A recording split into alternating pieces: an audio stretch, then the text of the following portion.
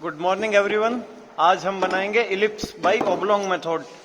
जो ओब्लोंग पद्धति है उस तरीके से हम आज इलिप्स का निर्माण करेंगे, दीर्घवृत्त का निर्माण करेंगे। तो सबसे पहले उसमें हमें क्वेश्चन में दे रखा होगा कि ओब्लोंग मेथड से आप एक इलिप्स बनाओ जिसकी मेजर एक्सिस है 140 mm और माइनर एक्सिस है 80 mm। तो उसके लिए सबसे पहले हमें क्या करना होगा, हॉरिजॉन्टल एक्सिस पे सबसे पहले हमें जो मेजर एक्सिस है उसको बनाना होगा। हॉरिजॉन्टल एक्सिस पे या हम सबसे पहले क्या करेंगे, 140 mm की एक लाइन बनाएंगे। ये 140 mm की लाइन बनाई, इसको नाम दे दिया हमने ए, इसको नाम दे दिया हमने बी। अब उसके बाद में मैंने आपको पहले बता रखा है कि मेजर एक्सिस और माइनर एक्सिस एक दूसरे को समद्विभाजित करती है 90 डिग्री एंगल पे। तो ये समद्विभाजित करेगी, तो ये जो ए व बी का मध्य बिंदु होगा उस पे समद्विभाजित करेगी। तो इसको पॉइंट को नाम देते हैं हम ओ। तो माइनर एक्सिस 80 mm है, तो 40 mm ऊपर होगी और 40 mm नीचे होगी, क्योंकि ये ओ जो बिंदु है वो माइनर एक्सिस का भी मध्य बिंदु होगा। तो हम इस तरीके से दूसरी लाइन खींच देते हैं 80 mm की,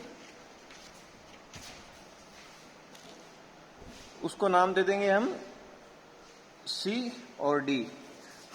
इसके बाद में हमें एक आयत बनाना है जो कि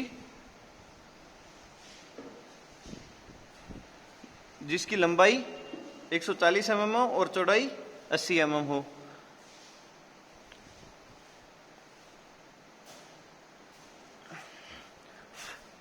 इस तरीके से एक आयत बनाएंगे हम।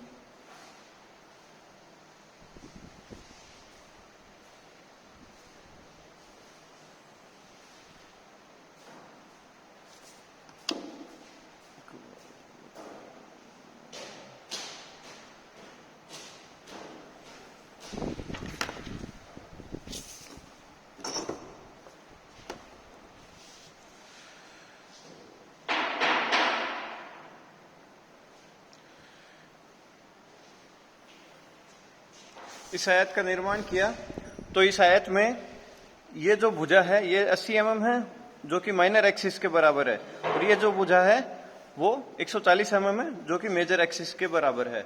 अब हमें नाम दे देना है, इसका नाम ई, इसका नाम एफ, इसका नाम जी, इसका नाम एच। अब इसमें हमें सबसे पहले ओ ए और ए ई को जो समान 4 भागों में विभाजित करना है। तो ये 40 mm है, तो इस 40 mm को 4 भागों में विभाजित करेंगे तो प्रत्येक सेंटीमीटर पे एक बिंदु बना लेंगे। इन सबको नाम दे देंगे 1 डैश, 2 डैश और 3 डैश। और इसी तरीके से ओ ए पर भी 4 भागों में 70 mm को 4 भागों में डिवाइड करेंगे तो कितना आएगा, 70/4 एक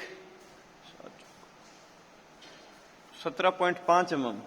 तो 17.5 mm के ऊपर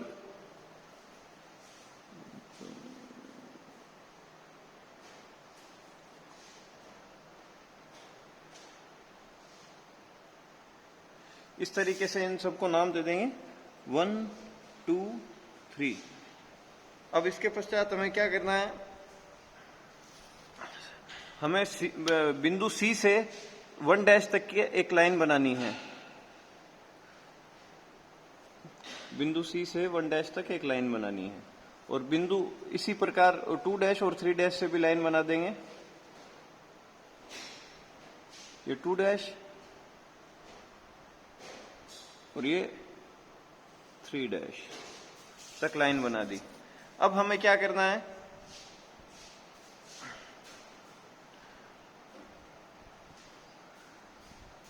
अब हमें बिंदु डी से जो सबसे इधर वाला पॉइंट है और जो सबसे नीचे वाला पॉइंट है उसको मिलाते हुए एक रेखा बनानी है।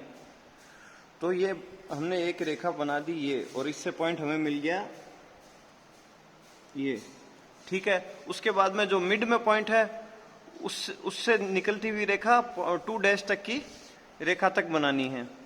इस तरीके से 2 डैश तक की एक रेखा बना देंगे। और लास्ट में इस सबसे दूर वाले बिंदु ए से सबसे दूर वाले बिंदु इस बिंदु से और इस बिंदु से मिलती हुई एक रेखा बनानी है जो पॉइंट 1 से गुजरे और 3 डैश वाली लाइन पे टच हो। तो इस प्रकार हमें 3 बिंदु मिल गए, पहला, ये दूसरा और ये तीसरा। अब इस तरीके से हमें इन बिंदुओं को मिलाते हुए एक दीर्घवृत्त का निर्माण करना है। ये दीर्घवृत्त का 1/4 भाग है जो हमने बना लिया।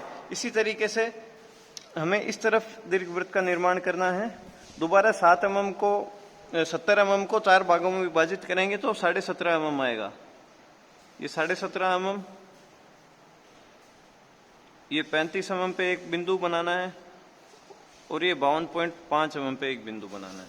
इन सबको पुनः नाम दे देंगे 1, 2, 3 और जो माइनर एक्सिस है जो BF है उसको भी पुनः 4 भागों में बांटेंगे। पॉइंट 10-10 mm के अंतराल पे 4 भागों में बांटना है। इनको भी नाम दे देंगे 1 डैश, 2 डैश, 3 डैश। ठीक है, पुनः C से हमें 1 डैश तक की लाइन बनानी है, एक 2 डैश तक की लाइन बनानी है और लास्ट में 3 डैश तक की लाइन बनानी है। अब बिंदु D से 1 डैश 1 की ओर जाती हुई 1 डैश तक की लाइन की एक हमें बिंदु बनाना है और दोबारा हमें एक रेखा खींचनी है। जिस तरीके से इस तरफ खींची उसी तरीके से उस तरफ बनानी है लाइनें। D से लेके 2 से लेके 2 डैश वाली जो लाइन है वहां तक एक लाइन बनानी है और लास्ट में D से लेके 3 से लेके 3 डैश वाली लाइन तक। इस तरीके से हमें यहां पर भी 3 पॉइंट मिल गए, 1, 2, 3। अब इनको मिलाते हुए एक हमें पुनः एक दीर्घवृत्त बनाना है।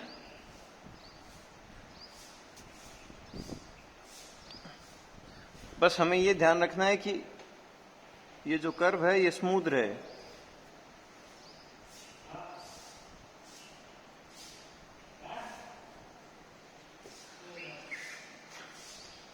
ये दीर्घवृत्त का आधा भाग हमने बना लिया है।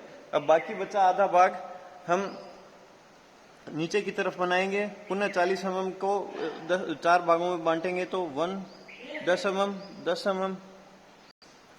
अब इस तरीके से हमें नीचे भी पॉइंट मिल गए। जो ये BG है इसको 4 भागों में बांटा 10-10 mm के अंतराल पे। इसी तरीके से AH को 4 भागों में बांटा 10-10 mm के अंतराल पे।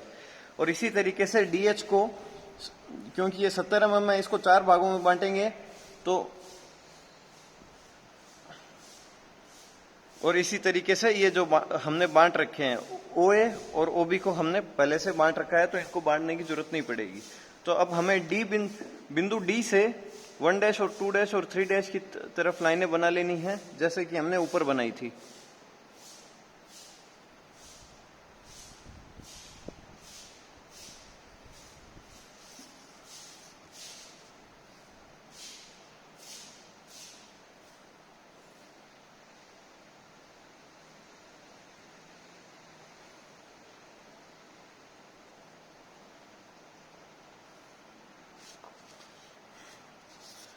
और अब हमें बिंदु C से जो है A से निकलती हुई बिंदु C से 1 तक निकलती हुई और 1 डैश लाइन पर मिलती हुई एक रेखा बनानी है। जैसे कि हमने ऊपर किया था वैसे दोबारा नीचे करना है। इस तरीके से लाइनें बना देनी है। ये हमें पॉइंट मिल गए और दोबारा इसी तरीके से इस तरफ लाइनें बनानी है।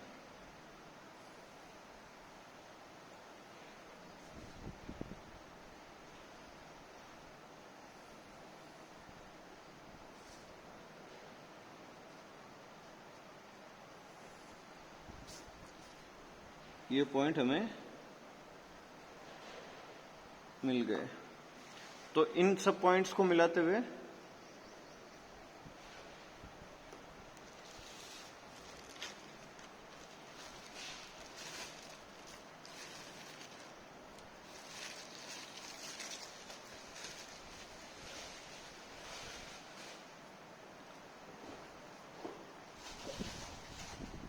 हमें एक दीर्घवृत्त का निर्माण करना है, जो कि हमने कर चुके हैं। यह है ओब्लॉन्ग मेथड।